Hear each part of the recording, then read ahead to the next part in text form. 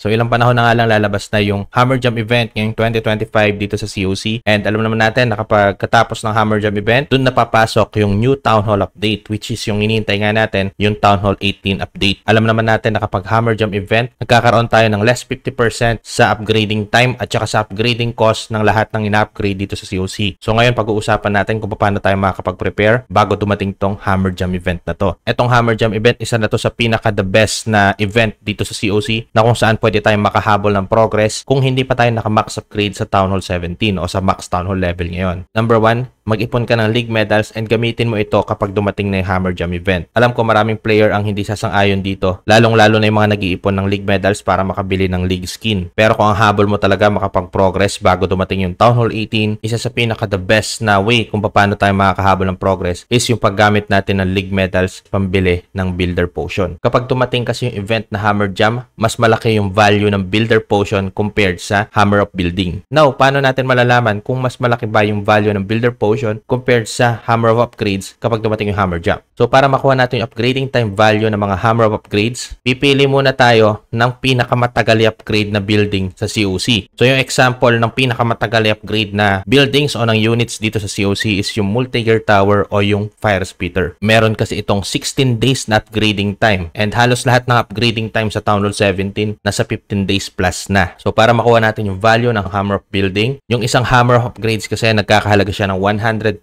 medals. So, para makuha natin kung ilang oras per medal, ang gagawin lang natin is i-multiply lang natin yung 16 days sa 24 hours. So, 16 times 24, that's 384 hours yung matitipid natin kapag ginamit natin yung Hammer of Upgrade sa Fire Spitter o kaya naman sa Multi-Gear Tower. Now, i-divide natin yung 384 hours sa 120 League Medals. So, 384 divide 120, that's 3.2 hours per League Medals. Ito yung ratio ng Hammer. Now, i-compare naman natin sa Builder Potion. Ang gamit kasi ng Builder Potion, ito times 10 ito, yung speed sa loob lamang ng isang oras. Ibig sabihin, yung ikukonsumo natin isang oras, makakatipid tayo ng 9 hours na upgrade. So, kung 10 hours minus 1 hour, that's 9 hours ang matitipid natin sa isang Builder Potion. So, 9 hours times 6 Builder, kung meron kang 6 Builder, that's 54 hours ang matitipid natin sa isang Builder Potion. Now, kapag Hammer Jam event, less 50% yung upgrading time. So, i-assume natin na yung effect ng 54 hours times 2 ito. Yung upgrading time na 16 days ng Fire Spitter o ng Multi-Gear Tower, kapag Hammer Jam event, magiging 8 days na lang to. So, ibig sabihin, times 2 yung magiging effect ng isang Builder Potion natin kapag Hammer Jam event. So, meron tayong 6 Builder at gagamitan natin to ng isang Builder Potion. That's 54 hours times 2 kapag Hammer Jam event. So, 54 hours times 2 equals 108 hours sa isang Builder Potion kapag 6 yung builder natin. Now, para matapatan natin yung value ng Hammer of Upgrade sa League Medals, ang gagawin lang natin, imumultiply lang natin yung 30 League Medals per Builder Potion sa League Shop times 4. Ibig sabihin, ang katumbas ng isang Hammer of Upgrade is 4 na pirasong Builder Potion para makuha natin yung 120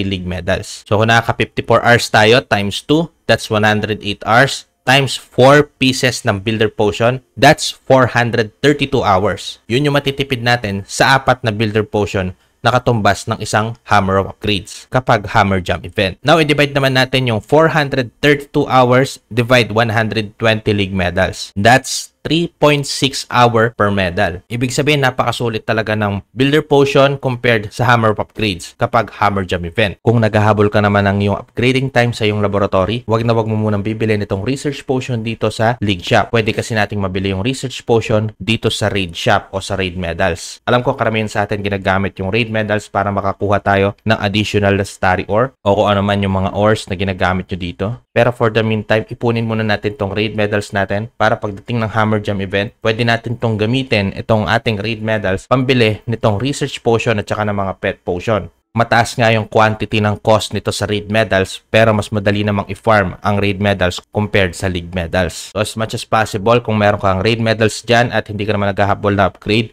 sa iyong mga equipment, for the sake na bumilis yung progress sa Hammer Jam event at masulit mo to, isang paraan din ito kung paano mo masusulit ang iyong Raid Medals kapag dumating na yung Hammer Jam event. Pangatlo, syempre, wag na wag ka munang gagamit ng iyong mga magic items sa iyong Town Hall, especially yung mga kailangan nating magic items pag dumating yung Hammer Jam event. So ipunin natin yung ating mga magic items sa ating town hall as much as possible. Mapuno natin to, ma-fill up natin to para mas masulit natin yung ating magiging progress kapag gumamit tayo ng mga magic items na kailangan sa Hammer Jam event. Isa nga sa mga way kung paano nakakaipon ng magic items is kapag nagkakaroon tayo ng mga season challenge, mga ganyan, sa gold pass, sa silver pass. Tapos right now, ngayon dito sa clan games, makikita mo, may mga clan reward na makukuha tayo na dito. At kung maaari, itong mga rewards na to, gamitin natin siya sa paparating na Hammer Jam event. Alam ko hindi to na-highlight sa karamihan pero it's about time para bigyan natin ng value itong helper's hat. Alam ko may mga player na hindi nila nakuha lahat ng epic equipment kagaya ko. And yung chance lang para magkaroon nito is bilhin ito sa trader dito sa weekly deals gamit yung gems. And yung isang reason para masubukan lahat ng mga attack strategy. Pero kung nakafocus ka lang sa isang specific equipment and para sa'yo okay na to at huwag mo munang palibelin lahat, napakagandang gamitin din natin yung ating gems pang-upgrade dito sa helper's hat. So sobrang simple lang ng reason bakit natin kailangan i-upgrade din itong helper's hat. Right after kasi nating may max level itong helper's hat, all throughout magagamit na natin siya sa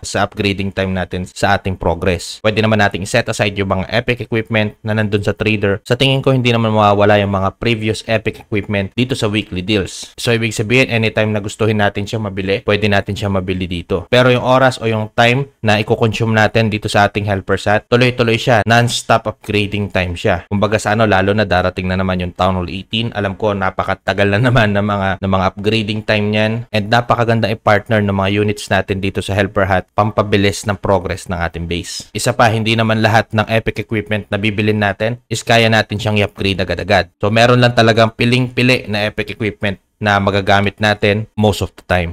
So sa pagdating ng Hammer Jam event at gusto nating makahabol sa progress bago dumating yung new Town Hall update, gamitin natin yung ating league medals para sa builder potion, gamitin natin yung ating raid medals para sa mas mabilis na progress ng ating laboratory o ng ating pet shop. So wag ka munang gagamit ng mga magic items na pwede nating pakinabangan sa pagdating ng Hammer Jam event. Pang-apat, i-maximize natin yung paggamit sa mga units dito sa helper's hat. And lastly, kung gusto mo talaga ma-maximize, makahabol sa progress ng iyong base, one of the best way is yung pag-purchase ng gold pass. Hindi ko to nire-require pero napakalaking tulong ng gold pass, especially yung mga perks. So isang option lang naman yon para mas papabilis yung ating progress. Hindi pa natin alam yung lalabas na hero skin nito mga susunod na season. Pero kung bibili ka lang din ng gold pass as much as possible, bilhin natin siya sa first day ng release nito. Para sa first day pa lang, ma-access na natin yung mga perks na pwede natin magamit. And along the way, pag dumating na yung update ng Hammer Jam event, nakaset na yung ating mga perks. Now, ang tanong siguro, kailan ba yung Hammer Jam event ngayong 2025? So kung magbe-base tayo sa mga date kung kailan lumabas yung Hammer Jam event, itong mga previous year, mapapansin natin na naglalaro yung paglabas ng Hammer Jam event every month of November. Sa tingin ko, naka-base din ito sa last day ng World Championship which is November 2, 2025. And kung papansin mo yung date ng Crafted Defense,